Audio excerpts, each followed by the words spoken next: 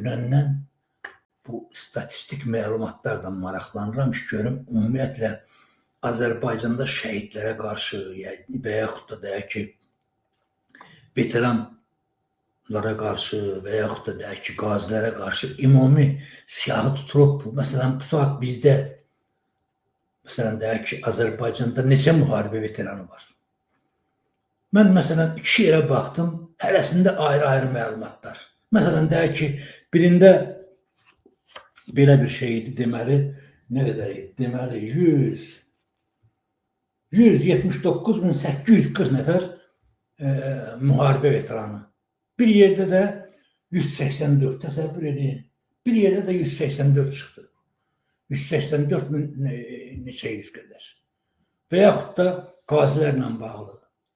12.740-dan yuxarı və bu indiyənə kimi, əziz qardaşlar, müharibədən 5 il, şu 6-cı il gedir ki, müharibədən keçir. Hələ də bugün də bizdə, təsəvvür edin, bugün də bizdə veteran öz veteranlığını sübut eləməyə, qazi öz qaziliyini sübut eləməyə sənət gəzir, sənət tapır, sənət axtarır. Və yaxud da şəhid anası sənət yığır ki, bunun oğlu şəhid olur. Belə şərəfsizlik, dostlar, inanın, mən ona görə deyirəm ki, yəni biz İlham Əliyev hakimiyyətindən qansız, qadasız ayrılmalıyıq.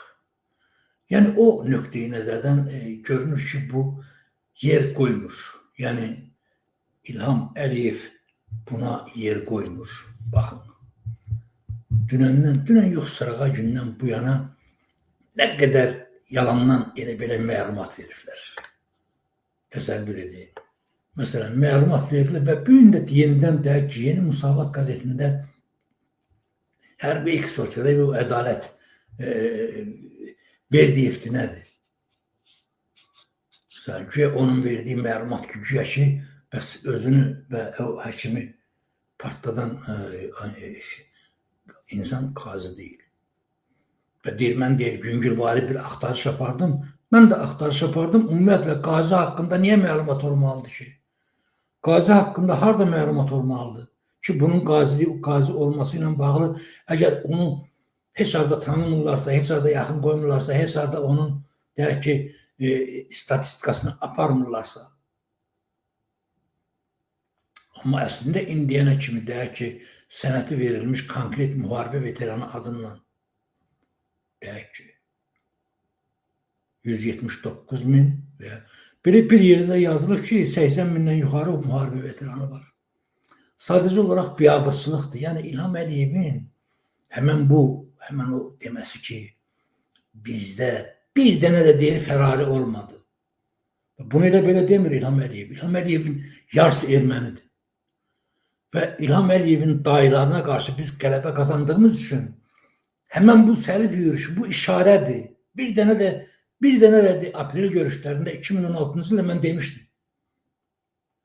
Nə bizi yoxlayırdılar ki, görək bizim insanlar bu boyda deyək ki, şərəfsizlikdən sonra Azərbaycan ordusunun deyək ki, bayavoy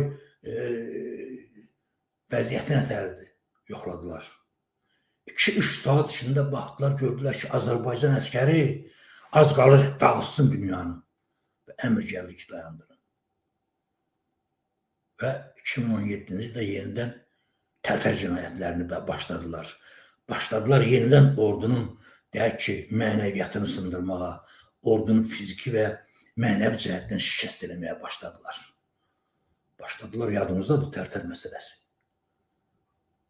Və müharibə başlamamışdan əvvəl hələ İlham Əliyev. Yəni bu məsələlərin hamımız gözəl bilirik ki, bunların hamısının deyək ki, quruluşu, yəni bu tamaşanın düzəldilməsinin özündə olan o həqiqətlərin hamısı mən ona görə deyirəm ki, biz sadəcə olaraq İlham Əliyev hakimiyyətini dəyişək, hər şey öz yerini alacaq və həmən bizim bu tariximizdə atılan bu ləkələr Azərbaycana, Azərbaycan xalqına, Azərbaycan mövqeyinə dəyən bu zərbələr, yəni aşağılanan da Heydər Əliyevin özü də, məsələn, deyək ki, dəfələrlə hələ 90-cı ildə hakimiyyətə gələndən sonra Qarabağ çoxdan gedib bizdə, Qarabağ bizdə yoxdur falan deməklə, yəni milləti xalqı, yəni bizim öz içimizdən Qarabağ uğrunda canını verən olanlar aşağılamağa, təhqir eləməyə başlamışdı. Və bu gün də mən ona görə deyirəm ki, bəli, başlandı. Artıq bunun qarşısını almaq mümkün olmayacaq.